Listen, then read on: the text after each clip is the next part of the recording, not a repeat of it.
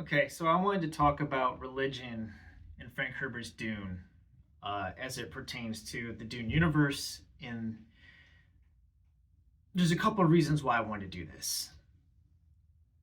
Number one being that I've seen Christians have seen the recent movie by Denis Villeneuve misinterpret to think that the story of Dune is an analogy for Christianity, that Paul is a Christ figure, that he is a messianic figure analogous to Christianity, allegory. This is wrong, completely incorrect. The other reason why is because I've had people tell me that I have totally missed the message of Dune, because Dune is advocating for atheism. People have said to me that leave it to a religious fanatic, because of my Orthodox Christianity, right, to completely miss the message of Dune, that it's against religion. I would disagree with that. The logic that they've come to is that Dune is promoting rationalism, and rationalism entails atheism, and so they see the whole message of Dune as being a critique against religion. This is wrong.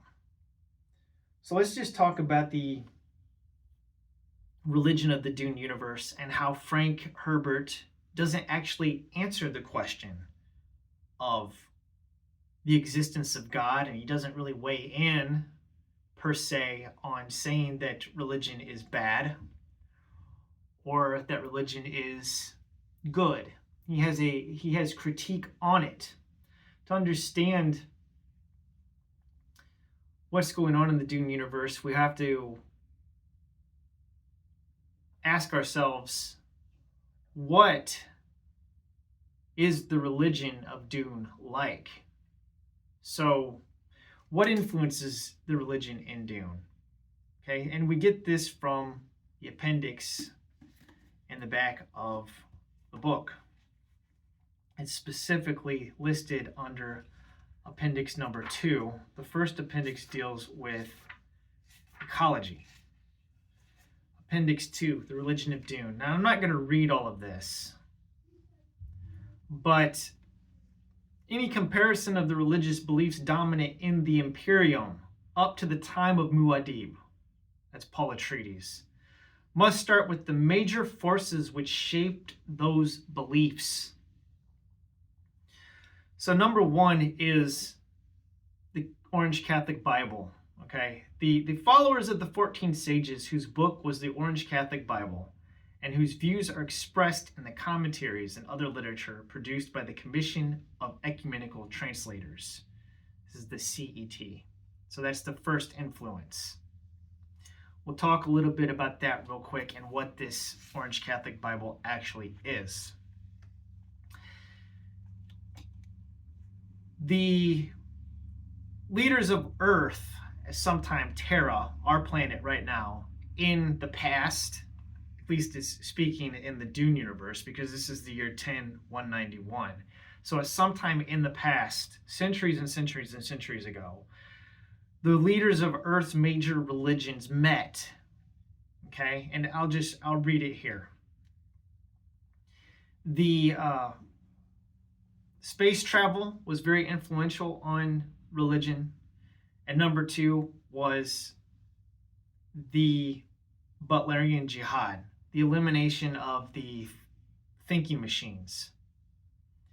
Part of the logic of overthrowing these machines was, quote, man may not be replaced, unquote. The leaders of the world religions spilled the blood of billions. Hesitantly, the leaders of religions whose followers had spilled the blood of billions began meeting to exchange views. It was a move encouraged by the Spacing Guild, which was beginning to build its monopoly over all interstellar travel, and by the Bene Gesserit, who were banding the sorceresses. So these ecumenical meetings were pushed and influenced by the Bene Gesserit and the Guild, the Space Guild. Now let me just read a little bit about the Bene Gesserit. The Bene Gesserit says they privately deny that they're a religious order, but they operate behind an almost impenetrable screen of ritual mysticism, and whose training, whose symbolism, organization, and internal teaching methods are almost wholly religious. Now, I don't know that the Bene Gesserit actually believe in a God, or a God as we would know it, okay? As we would have our, like myself as a Christian or as a Jew, a practicing Jew would believe in Hashem, the God of Abraham, Isaac, and Jacob. I myself, being a Christian, believe in the triune God. Muslims believe in, Allah, which is a monotheistic deity. They deny the Trinity. They deny that God has a son. Clearly, there's major divisions amongst Christians, Muslims, and Jews. So I don't know what the Bene Gesserit believe. I think they're probably an agnostic class, similar to the Spacing Guild. Because it says here, the agnostic ruling class, including the Guild, for whom religion was a kind of puppet show to amuse the populace and keep it docile, and who believed essentially that all phenomena, even religious phenomena, could be reduced to mechanical explanation. So basically the whole idea of empiricism, of a mechanical universe as proposed by people like Sir Isaac Newton, that everything in the universe operates kind of like a machine, and that you can, through empirical data collection, through sensory input, measure and break everything down into scientific data. This is kind of what the Guild's approach is. So they want to impose basically science and rationality over religion. They don't mind so much that religion exists, but they want to control it so that they can steer the populace. They use it to manipulate the people. Now, this is a very cynical view of religion. This is how religion in the Dune universe operates. Out of these ecumenical meetings that are pushed by the Spacing Guild and pushed by the Bene Gesserit, these ecumenical meetings came to two major developments. Number one, the realization that all religions have at least one common commandment: thou shalt not disfigure the soul. Okay, this is a major thing in the Dune universe. This all relates to the Butlerian jihad, the absence of thinking machines, artificial intelligence. And number two here says that the CET, that's the Commission of Ecumenical Translators, convened on a neutral island of old Earth, spawning ground of the mother religions. They met, quote, in the common belief that there exists a divine essence in the universe. So they do believe in God, but they don't call God God. Simply a divine essence. This is very perennialist approach. It's something that I wouldn't agree with, okay? And you would find fundamentalist, you want to call them fundamentalist, whether it be Christian, whether it be ultra-Orthodox Jews, whether it be like very devout Muslims. You're never going to convince everybody on the whole earth, okay, that to buy into this one world religion. That was one of my critiques, but it is answered. We'll get to that in a minute. Anyways, this divine essence in the universe. Every faith with more than 1 million followers was represented, and they reached a surprisingly immediate agreement on the statement of their common goal. Here's what they say, quote, "We are here to remove a primary weapon from the hands of disputant religions. That weapon the claim to possession of the one and only revelation, unquote. It says, jubilation at this sign of profound accord proved premature. For more than a standard year, the statement was only an announcement from CET. Now, this did cause strife because obviously not everybody's going to accept this. There's riots and discord and people that reject it, religious fundamentalists. And I think this is not, Herbert's critique is not against religion. Okay, atheists that deny, that read this and think Frank Herbert's promoting atheism. That's not what he's promoting. Frank Herbert is a critic of organized religion. Okay, that's what we're getting at. So, the idea that God, exists in Dune, never actually stated in any of the books. Frank Herbert never actually comes out and says, yes, God exists, or no, God does not exist. So that's up to you as the reader to decide. Now, as far as this one world religion, okay, one of my major critiques of Dune was the idea not everybody would accept this. It's never going to happen. So when we get to Dune Messiah, by the way, I won't be going into like major spoilers, just spoilers as it relates to religion. So Dune Messiah, we have on page 138 and 139 of this particular copy. Paul is talking to Stilgar about his role as a despot and the purge, the galactic jihad that is launched, the holy war in the service of Muad'Dib. He says here, statistics at a conservative estimate, I've killed 61 billion, sterilized 90 planets, completely demoralized 500 others. I've wiped out the followers of 40 religions, which all had existed since, and he gets cut off. So religions that existed since when, right? We don't know. But presumably it's from ancient Earth, religions that date back. So that would include things like possibly Roman Catholicism or Orthodox Christianity or Judaism, various strains of Islam, Buddhism, whatever. We see in the Dune universe, there are these various blendings of religion. Christianity and Stoicism.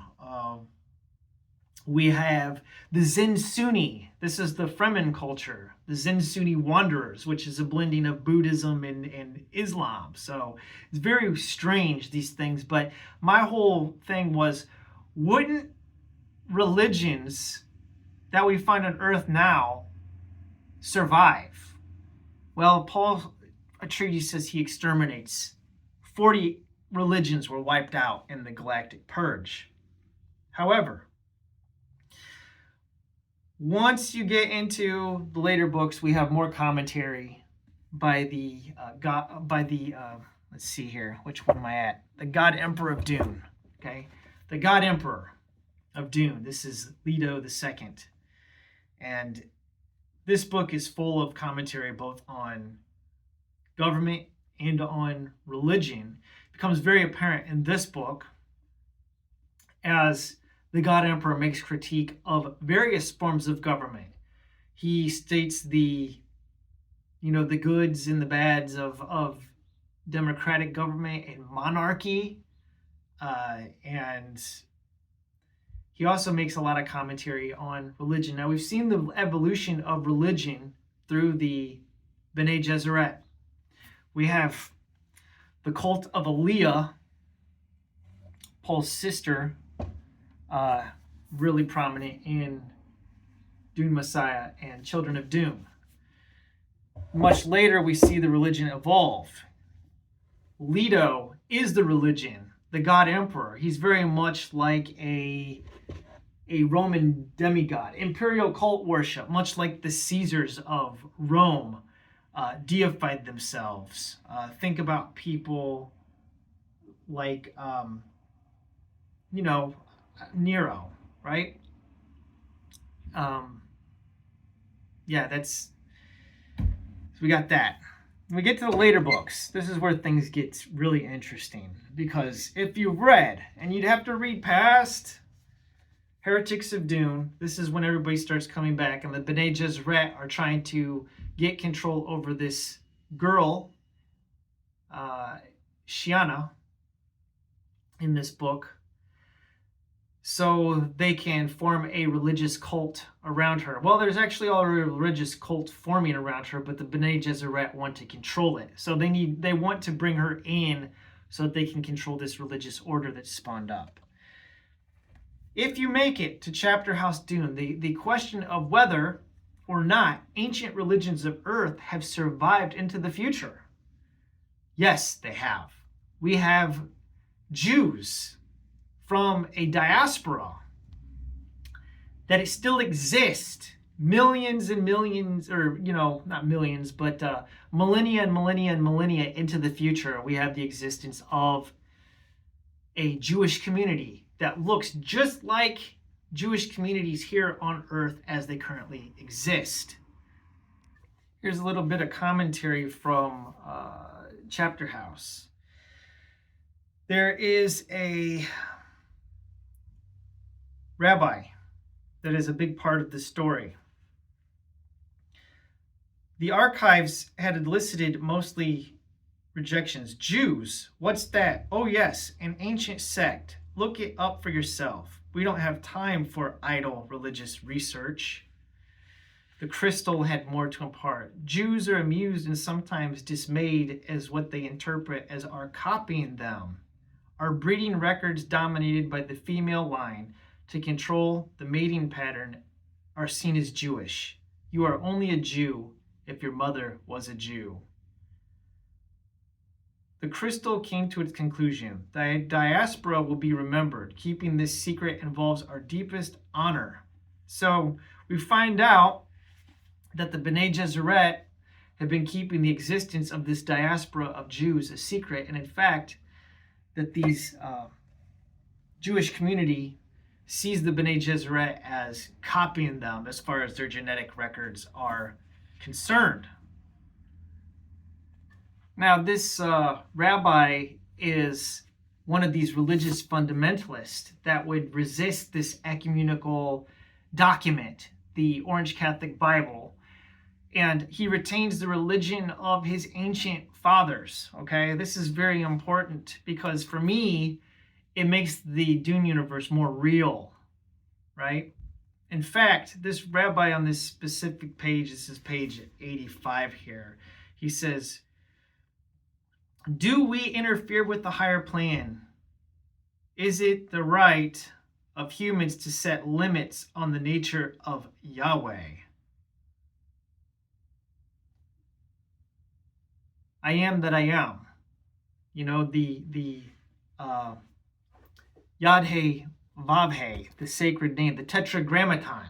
All right, this is the name that God gave when he spoke from the burning bush. So here we find a religious community of Jews that have survived in secret in a diaspora for millennia. We even get a mention of Jesus here as well. So we have a Christian reference, all right? On the same page, there's a reference of Christ. So that makes, for me, the Dune universe much more real. Because if you have an existence of a ancient Jewish community that survives into the future, an Orthodox community, Jewish Orthodoxy, then perhaps on some other planet in a hidden diaspora, you may have Roman Catholics, or you may have Orthodox Christians. It's never spoken on. But the very fact that this rabbi exists, that this Jewish community exists, is very interesting to me. And it means that there are people in the Dune universe that don't believe and follow the B'nai Gesserit teachings or the Orange Catholic Bible, but they are religious fundamentalists that retain their tradition as we currently have it on Earth now. So, is this a critique against religion? No. As I said, Frank Herbert is critiquing organized religion. He's critiquing charismatic leaders. His fear is people like the Reverend Jim Jones, who got a bunch of his followers from the People's Temple to go down, build a community in Guyana, and then commit mass suicide in what was deemed a revolutionary act.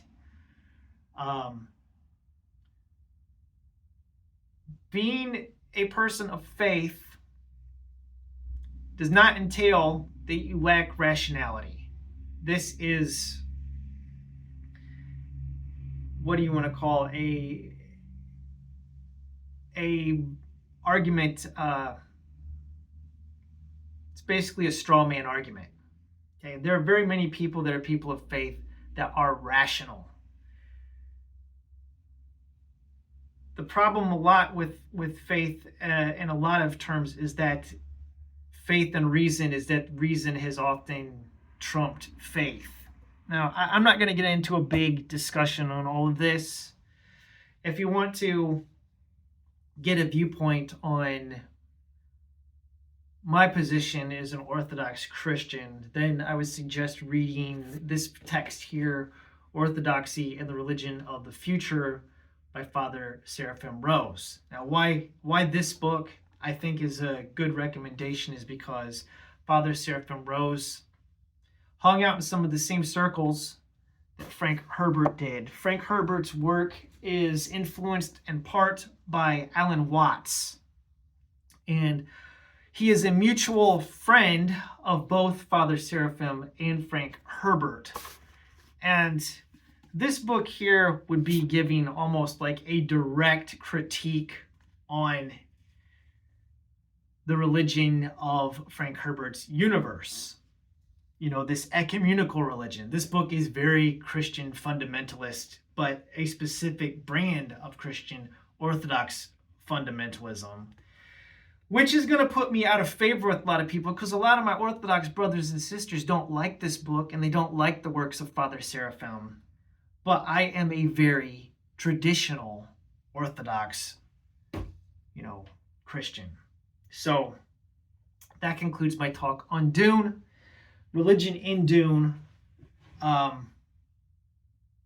This series has more, Paul is more analogous to the Prophet Muhammad than he is to Christ. The existence of God in the Dune universe is left up to you as the reader. Frank Herbert never tells you you have to believe in God or you don't. We just get the various perspectives of the people involved in the Dune universe. Some are true believers, some are agnostic, some don't believe at all. I could go a lot deeper into all this, but that's really where I'm going to end it. So let me know what you think. Give me your feedback. Very much appreciated. Anyways, thank you for watching. Have a wonderful day.